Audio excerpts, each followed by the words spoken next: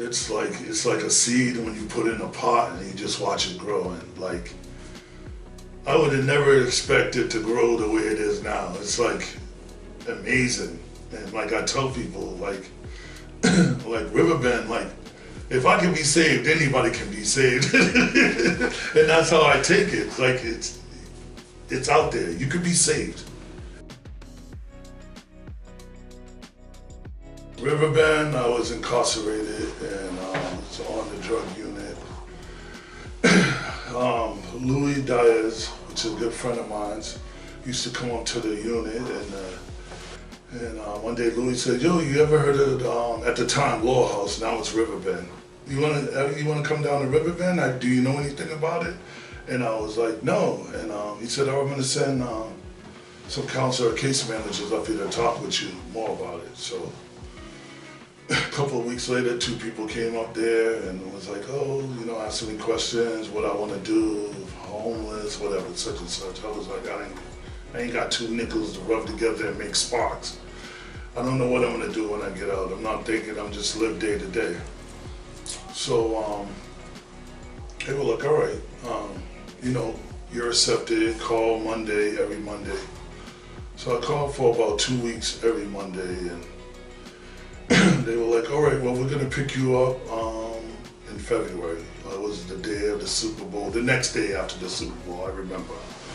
The next day, it's like that night it started snowing. They said I wasn't going, and I was like so hurt. And one of the guys there at the jail was like, "We'll take you down there." So they took me to the Lowell House. This is when the re-entry started. It started with me and some other kid. So like I got to the Lowell House and the journey began right there in the Lowell House.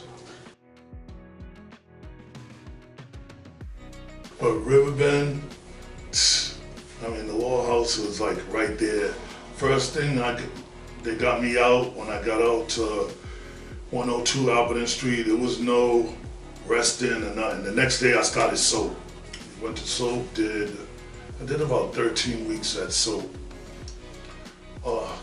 The things they taught you at that SOAP program, it was just how it all connects now, like, you know what I mean? So somebody said, "Listen, counseling deals with in, case managers deal with out. Whatever you want to deal with out, that's your case manager. Whatever you're going through problems, your counselor."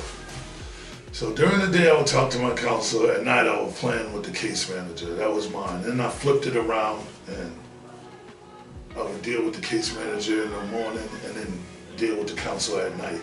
And I would, every morning before I would talk to the case manager, I would walk around this campus. I love this campus. Every morning, just asking my higher power, like, please, I don't want much, just give me something that's my own.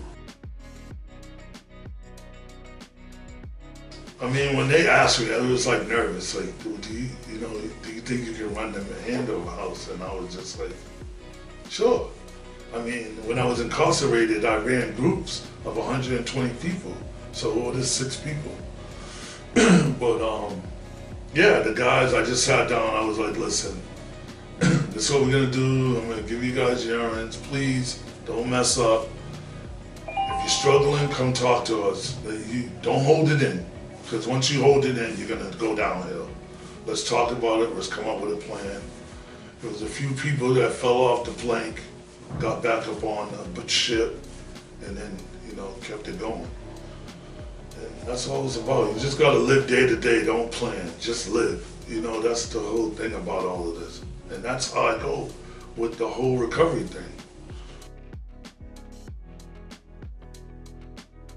And like there's so many, like it wasn't a lot, like now there's like things like, if I would do this all over now, there's so much opportunity right now. And I tell everybody, like, you got the Mass Hire, you got the Phoenix.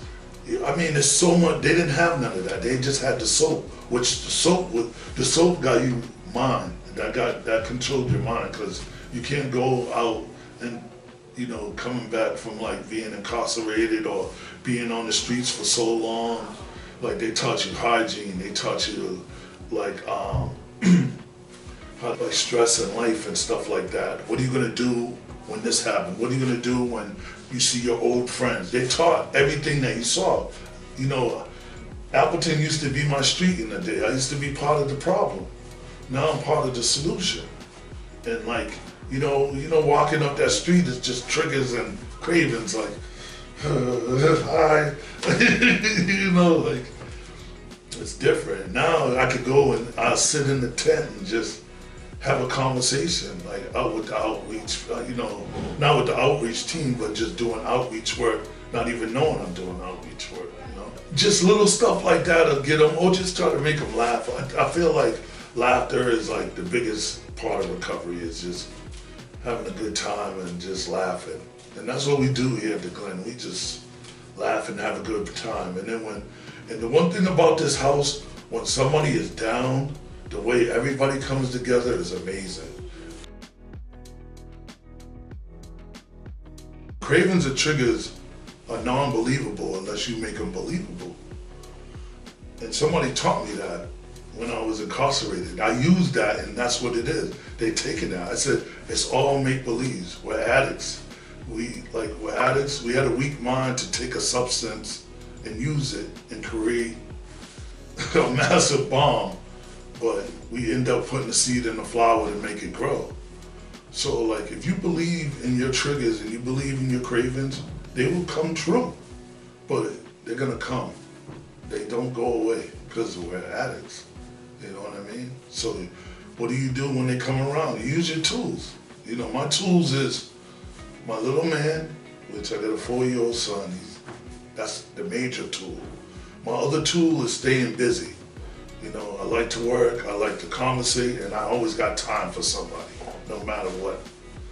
So I use the tools. I'm using the tools off you right now. You know what I mean? There's tools everywhere. And that's what you gotta use to get through life.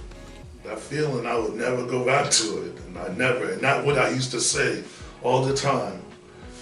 And when I was incarcerated, I'm not going back. That's what the CEOs know me. There's one CEO I saw recently in the market. He said, they call me Biggie. Like, Biggie, I'm not going back. And I said, I made a promise. I'm not going back. I said it too many times to do that. So like, life is beautiful.